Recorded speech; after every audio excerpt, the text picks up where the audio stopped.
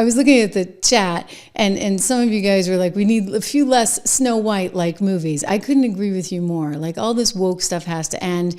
And you know what?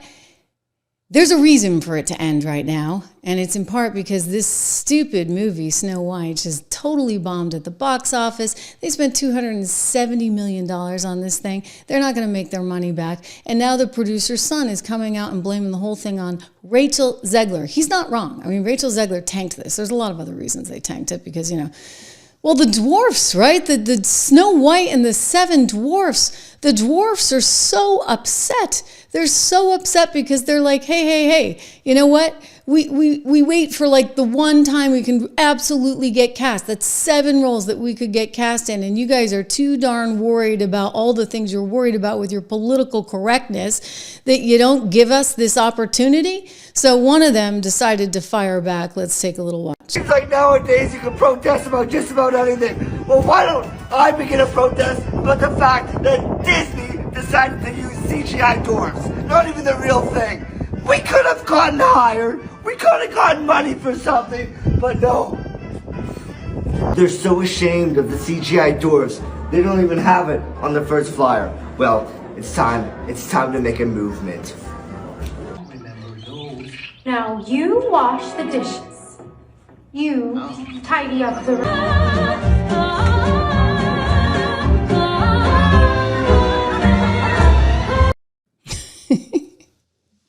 So the dwarfs are not happy, and you know what? The producer's son is not happy. Jonah Platt came out with an Instagram post that has since been deleted, but we happen to have. Let's take a look. So he said to somebody who said to him, oh my gosh, your dad flew to New York to reprimand a young actress. Any words on this? Because that's sort of creepy as hell and uncalled for. People have the right to speech, do they not? Shame on your father. And he's like, oh, whoa, slow down. So if you'll recall, Rachel Zegler, the young woman from New Jersey who got very lucky because she won an open audition for West Side Story and got to play Maria in West Side Story, and then somehow mistakenly, believe me, it was a huge mistake, Disney regrets this one and is going to continue regretting this every single day. She sent out this tweet along with the movie trailer. Remember this, guys? She said, oh, here's the movie trailer. It's so exciting. This is so wonderful. I'm off in rehearsals for Romeo and Juliet right now. Bye-bye. Oh, and always remember, free Palestine. Well, that kicked off a whole you-know-what storm, really and truly. Because, well, for starters, the woman who was playing the evil stepmom would be a former member of the IDF, Gal Gadot. So she had all these security issues as a result of this. And it just kind of like created a lot of animosity on both sides. So it's not really what you want to do if you're playing the role of Snow White, shall we say. So it became such a big deal that Variety reported that, Mark Platt, who was directing this thing and had a good history of good things like Wicked, for example, which, I'm not crazy about those actresses, but was not as bad a production as this one in particular was. So he flew out there and he's like trying to talk her off the ledge. And, she apparently was unwilling to take down her tweet. He tried to explain how serious this was. And so this is what this guy on Instagram is referencing to Jonah Platt. So Jonah responds and he just lays it all out there. I mean, he has no use, literally no use for Rachel Zegler. He writes, you really want to do this? Yeah, my dad, the producer of an enormous piece of Disney IP with hundreds of millions of dollars on the line, had to leave his family to fly across the country to reprimand his 20-year-old employee for dragging her personal politics. Yeah, her personal politics into the middle of promoting the movie for which she signed a multi-million-dollar contract to get paid and do publicly for. This is called adult responsibility and accountability. And her actions clearly hurt the film's box office. Free speech does not mean you're allowed to say whatever you want in your private employment without repercussions. Tens of thousands of people worked on that film, and she hijacked the conversation for her own immature desires at the risk of all the colleagues and crew and the blue-collar workers who depend on that movie to be successful. Narcissism, he writes, is not something to be coddled or encouraged. Whoa, this woman's done. Like, she's done. She's never going to get another job in Hollywood. I said that yesterday, but then, and I actually said she was a total narcissist who had no clue sort of about the overall picture. And this guy last night basically said the exact same thing. But I'm going to add to this, like, she will not get another job in Hollywood because nobody's going to take that risk. She's not talented enough. She's not pretty enough. I mean, I hate to go there, but she's this little tiny, nothing, who belongs back in New Jersey in the High School Musical, really and truly. Like, she got put on the big stage, frankly, too soon. And Disney didn't know what to do with her. She managed to get Gina Carano fired because Gina wouldn't use those ridiculous pronouns in her tweets like Rachel would. And Rachel went bonkers and started tweeting about that because Gina had put bebop boop or something like that. I mean, that was innocuous. That wasn't like what Rachel was doing. And then Rachel took it a step further. So, by the way, this show has 1.8 out of 10. The movie has a 1.8 on IMDb ratings out of 10. It's terrible. I saw it. It is such a waste of money and such a waste of time, but I feel like I should because, I need to be able to actually be able to tell you without any kind of bias what a bad movie it is. And she's terrible in it. The cast doesn't really mesh. There's no chemistry between her and the prince. Of course, she seemed to resent that there had to be a prince there to begin with, right? It was all supposed to be about Snow White and Rachel Zegler, but she won't get another job. Here she is celebrating in the theater all by herself, really. The theater looks kind of empty too. I mean, I'm sure she staged this, but this is a little like the theater that I went to.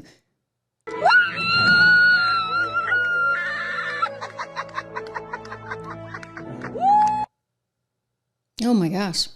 $270 million disaster plus another $100 million for the promotion surrounding this movie, and it's not going to make the money back. And now this guy's dad, Mark Platt, he's got, a black eye on him because he oversaw this multi-million-dollar disaster. I mean, this cost more than $250 million, and it was bad. And nobody wants to see it because on top of her nasty little tweets there, Rachel Zegler also decided to take aim at Trump supporters. And by the way, who would go see like Snow White? Maybe Trump supporters might actually take their daughters to see Snow White. It's a nice fairy tale and all that. Well, she went after them hard. F Trump. May he never know peace. Anybody who supports him, may they never know peace. I mean, wow, she's unhinged. And so then they had to get her a social media handler up until the movie's release, and perhaps even now. She's not allowed to post anything without it going through Disney first because she's a loose cannon that can't be trusted. It was all wrong. She was wrongly cast. She was given too much too soon. And think about it. You know what she is? She's just like all these young kids that don't want to work and they think like everything should be handed to them and like life should be easy and they can sit there and pontificate and, claim all these things that are ridiculous. Like, you get to choose your gender. I mean, it goes on. And so I would just say this, you know what? Disney has a huge problem right now.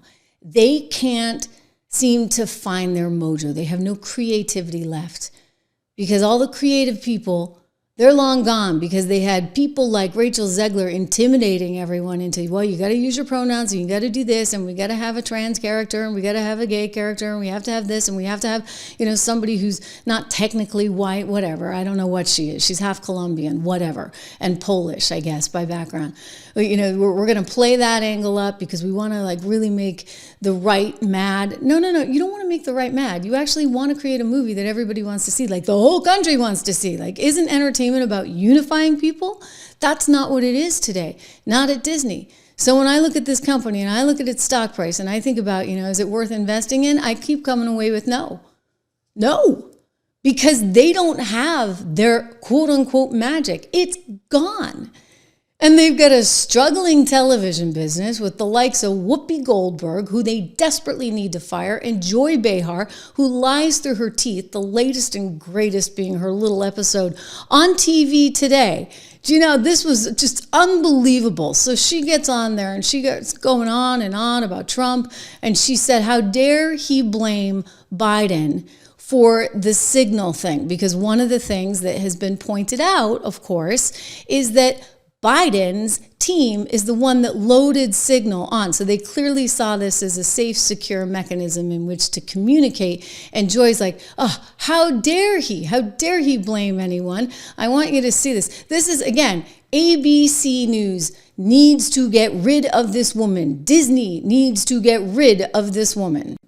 They also have a tendency to blame the Biden administration. Yeah. It's like, move on. That ship has sailed. I never remember in my lifetime a sitting president trashing a previous president. I've never heard that before. Never heard, Ronald Reagan didn't do it. They're St. Ronald. But it's the common enemy. It's what drives their base together is the other. Yeah. So they do that to create. Yeah. So she thinks that there's no president that's ever actually...